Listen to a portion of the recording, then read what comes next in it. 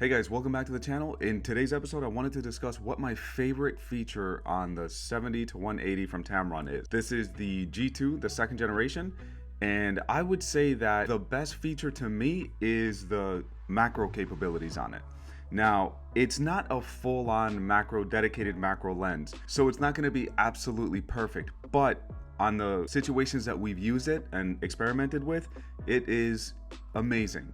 In my opinion, if I have a 70-200 and I'm considering a macro, I would probably lean more towards getting a 70-180. And in previous episodes that I've mentioned, I did mention how this lens pretty much replaced my 70-200 at the time because I just felt like the extra 20 millimeters I wasn't missing, and the size of it is just so much more versatile than the 70-200. If you want to check out that video, I posted it down below. You'll see the link. And it's definitely an amazing portrait lens. It does a lot of what you need it to do for that situation. You can get some really cool landscapes with it too. You know, the ones that, let's say you're in the mountains and you want to zoom in, you want to get that compression. You get those beautiful landscapes as well. But I think the biggest selling point to me is the fact that it not only works for a portrait lens, but it also has that very close focusing distance. So let's get into some of those technical details. Now, if you guys are familiar with the first generation of the 70-180, you can do very close-up focusing. However, with the first generation, you can only do that in manual focus. With the first generation, you would have to set your camera to manual focus, and then you would be able to adjust until you can get really close-up focus.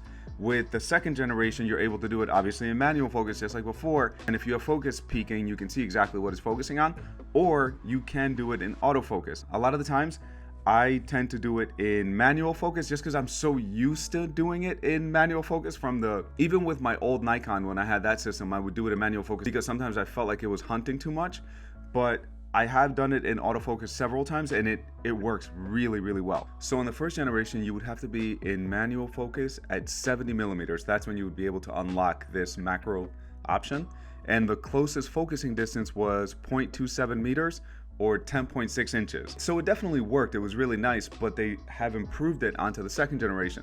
So on the second generation, now it is at 70 millimeters. You're able to focus at 4.6 inches or 12 centimeters for the rest of the world. And you can just see the fall off on some of these photos that I'm showing you guys right now. I know that there's been several times where a bride or a groom will give us a detail and they go, oh, and by the way, there's a little engraving on the inside of the ring. And with most lenses, you're not able to get that very close up sharp look. That's where this lens just shines. I feel like there are so many situations, especially for weddings, where there are details, close-up details that you want to get that you're not able to get with anything else. Rings are the top thing that come to mind. The rings, any engravements on watches, any engravements on any sort of jewelry, anything like that, this lens really exceeds any other lens, really, unless you have just a dedicated macro lens. Now, let me get into that a little bit. When I had a macro lens for Nikon, it was, I believe, $800 or $900. It was 105 millimeter, 2.8, and it was just a macro lens. When I sold it 2 months ago, and I had owned it for 12 years, it was essentially a brand new lens because I never used it. I used it just for those shots and then it went right back in my bag. So we're talking about $800-900 for a lens that you use for about 3 minutes out of the day, if that.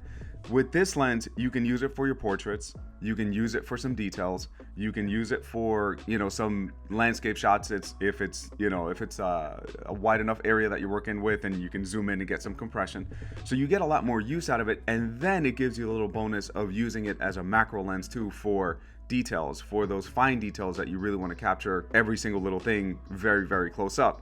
So for that reason, it just seems like such a better deal than getting just a dedicated macro lens. It almost becomes like a dual purpose lens. And that's, I feel like, especially on the first generation, I don't remember it being advertised as much. It wasn't until one of my friends, Mark, said, hey, you can go to manual focus and then manually get it to be essentially a macro lens.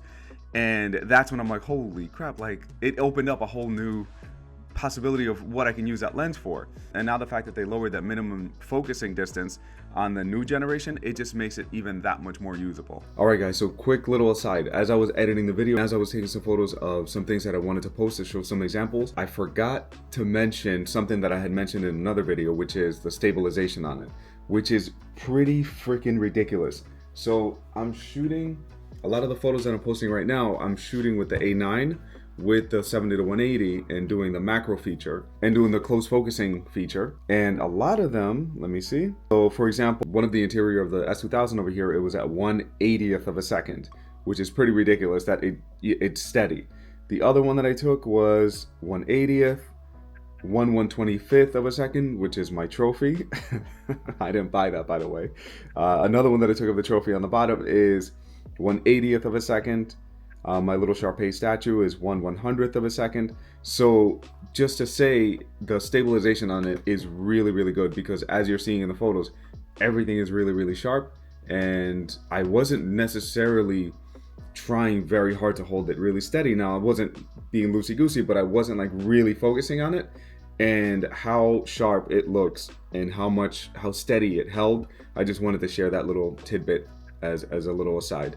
All right, let's get back to the video. And that's pretty much it for this video. I don't want to keep rambling on. Really, I just wanted to talk about that little feature because I think it doesn't get enough credit and enough attention, and I just wanted to bring it to light. So I hope you guys enjoyed the video. If you did, please feel free to leave a comment, ask any questions that you guys have. I'm always happy to answer them, and thank you so much for watching.